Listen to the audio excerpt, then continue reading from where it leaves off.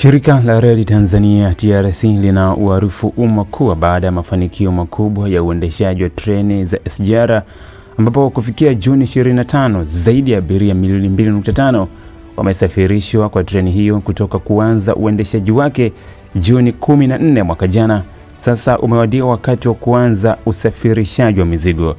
Aidha, shirika linapenda kutaarifu umma kuwa Juni 27 mwaka huu linaanza rasmi huduma ya usafirishaji wa mizigo kwa njia ya reli ya kisasa ya SGR kati ya station ya Pugu Dar es Salaam na station ya Ihumwa Dodoma, ambapo kwa kuanza kutakuwa na treni moja kila siku itakayokuwa inaondoka Pugu saa 10 alfajiri na kusimama Morogoro saa 12 kamili asubuhi ili kupisha treni za abiria na baadaye kuendelea na safari ya Dodoma ambapo inatarajiwa kufika saa 8:05 mchana. Matarajio ni kuongeza idadi ya treni na mabehewa siku zijazo ili kuhudumia shehena nyingi zaidi. TRC inakaribisha wafanyabiashara, taasisi na wadau wote wa usafirishaji kuanza kutumia huduma hii ya kisasa, salama na ya haraka katika kusafirisha mizigo yao.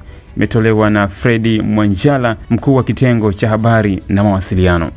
Ndugu wa Tanzania, wakati mwafaka sasa umefika. Kama mnavyoona hapa tuko station ya Pugu, tunaendelea na loading na wateja wetu wameshaanza wamerespondi kuhakikisha kwamba wanatumia usafiri wa reli wa SGR, usafiri wa treni ya mwendo kasi.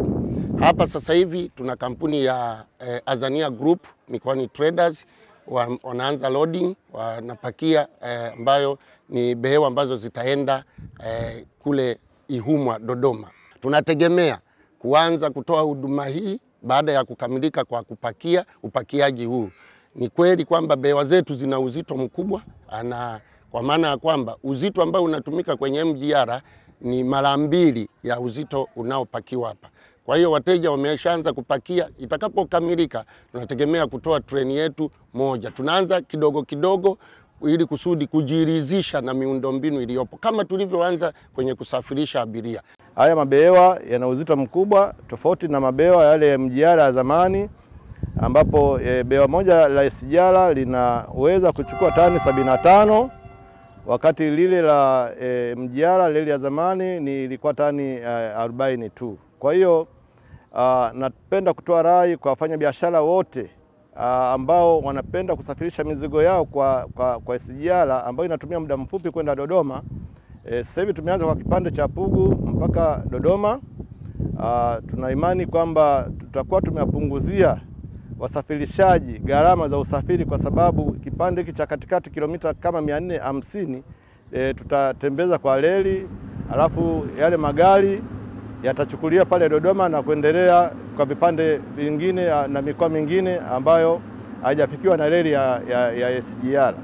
Kwa hiyo tunawakaribisha sana wafanyabiashara wote, wasafirishaji.